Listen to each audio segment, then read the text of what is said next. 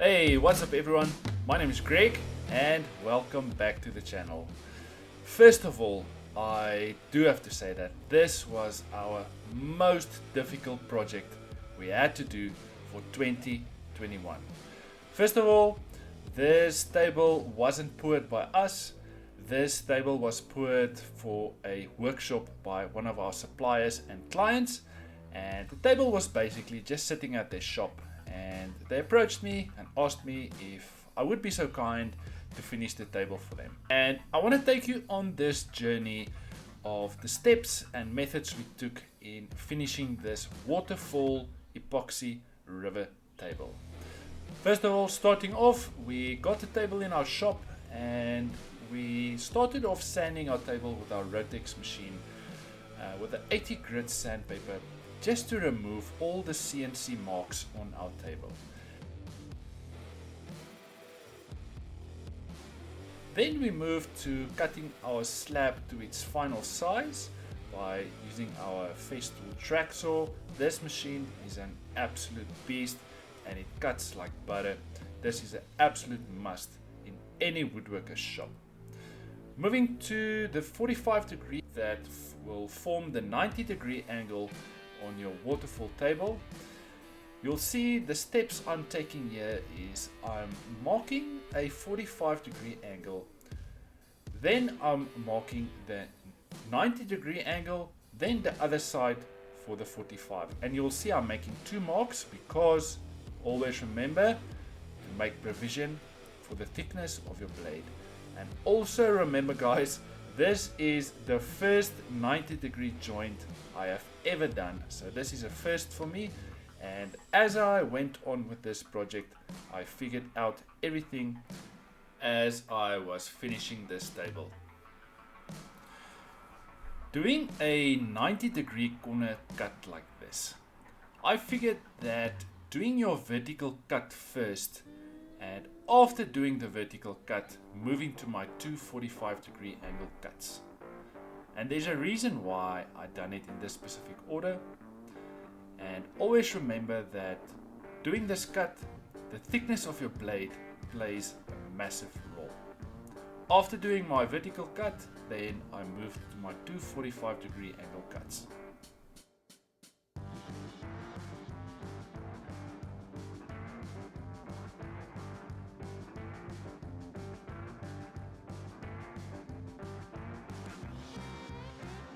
This part of the video I didn't want to include into the video, but I figured that I need to show everyone this. And only after doing the project and editing of this video, I realized that this is a recipe for disaster. Please guys, do not at any circumstance hold your hand in front of that circular saw.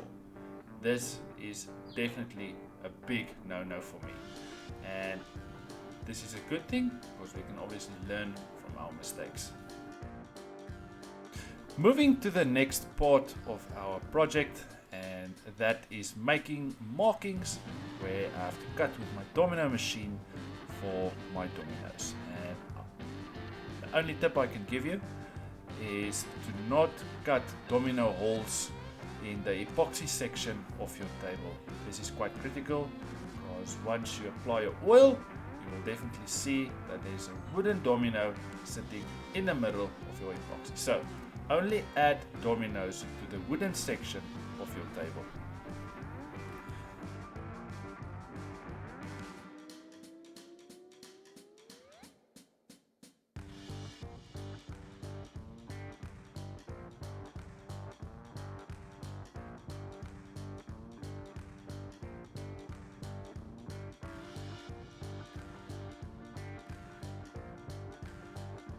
Once you're done cutting all the pockets for your dominoes, I'm adding a bit of wood glue inside the pockets, and obviously going to add wood glue on the wood section of the table and not the epoxy section. And always remember to leave a small gap between the wood and the epoxy, so once you glue your two pieces together, that the wood glue is not going to be pressed inside the epoxy section of your table. And as you can see, I'm making sure that my Domino's is having a tight fit for this specific joint.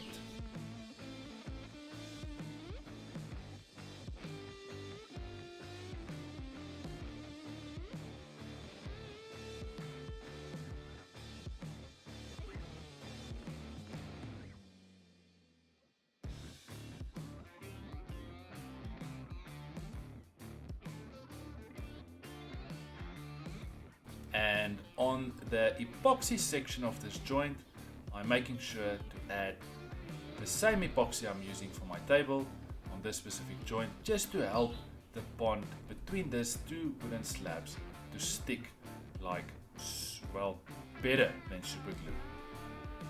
And I definitely forgot to mention, well, I did mention this at the beginning, but this slab wasn't poured by us. So the big challenge for this project was the supplier that poured this table didn't pour this table on a level flat surface.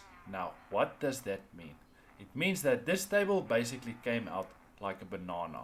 So the only solution we had in fixing this was to flatten the top of this table on a CNC machine 100% flat, and the bottom of the table unfortunately is not 100% flat.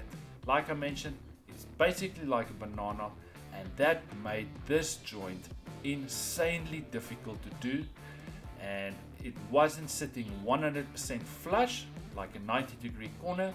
There was at some places a small little gap we had to fill with epoxy, and a little bit of sawdust from our slab and a little bit of wood glue to make sure we sit with a 90-degree corner that's perfect.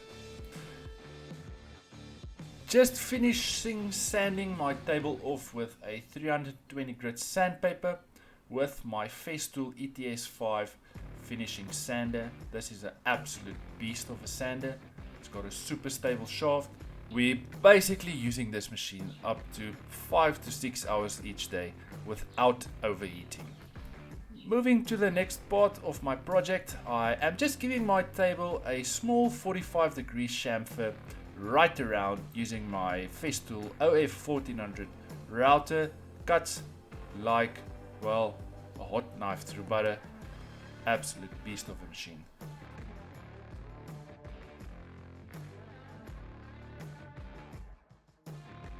The next step in my project is applying a scorch pad to my finishing sander, and if you guys have any problems with swirl marks on your table, this step will eliminate swirl marks by applying a scorch pad to your sander.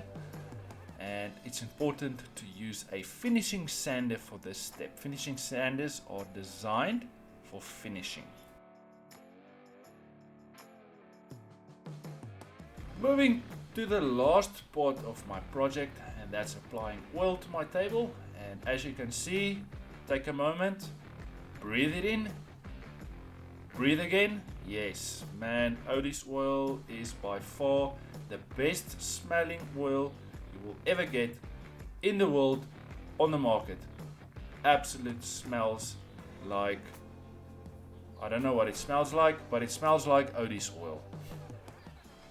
Applying Odie's oil with my ETS finishing sander again, it's basically like massaging your oil into the grain of the wood.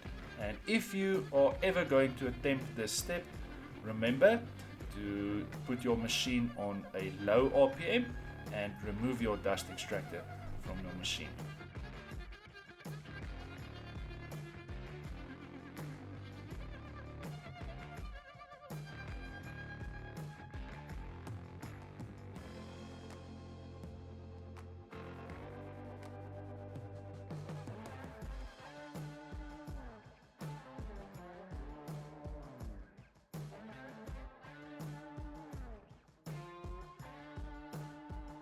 Guys, if you enjoyed this video and you enjoy my content, I have to ask you to please hit that subscribe button, hit the like button, and I'll see you guys next week with another cool video. Enjoy the final product. Cheers guys.